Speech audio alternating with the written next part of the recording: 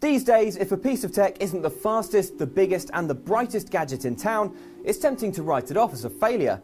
But this iconic gaming gadget proves that sometimes less really can be more. Here's why.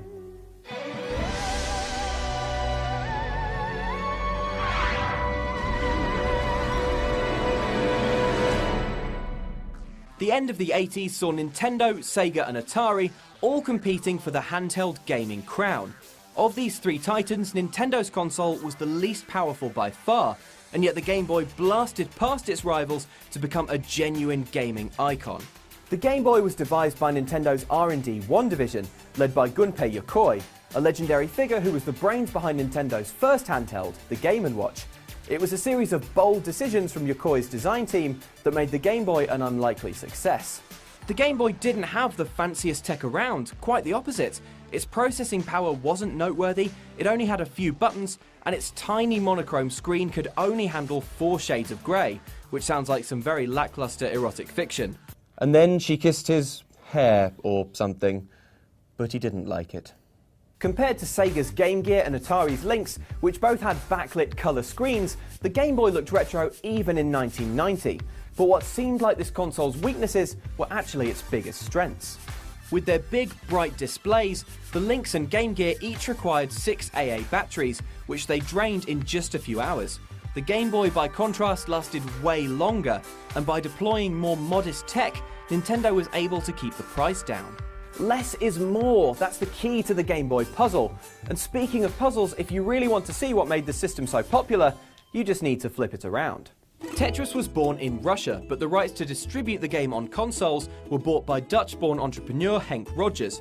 Rogers says he approached Nintendo about using the game, telling them that if they bundled the Game Boy with Mario, they'd sell it to kids, but if they went with Tetris, they'd sell it to everyone.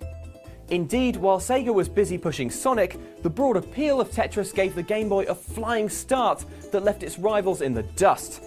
Tetris got us all hooked on the famous Type A music, which is actually a Russian folk tune, and is the source of a mental phenomena called Tetris syndrome, which can cause hardcore players to see falling shapes while drifting off to sleep, or in the corner of their eyes. Luke, hey. I just got off the phone with Kate from finance. There's been like a really weird problem with your expense report.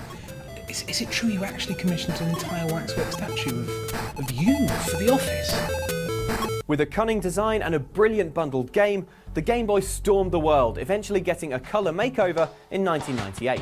In the US, Nintendo sold 1 million Game Boys in just a few weeks, while the colourful sequel took combined sales to nearly 120 million units. These consoles paved the way for the Game Boy Advance and SP, as well as quirky accessories like the Game Boy Camera and Game Boy Printer. The Game Boy also served as a launchpad for the Pokémon franchise, which has ballooned into movies, trading cards, and TV. The Game Boy line has died out now, replaced by the even more popular Nintendo DS, but its cultural impact is still felt. This original model that was demolished in the Gulf War but still functions became an internet sensation, while today bands use old Game Boys to create 8-bit music.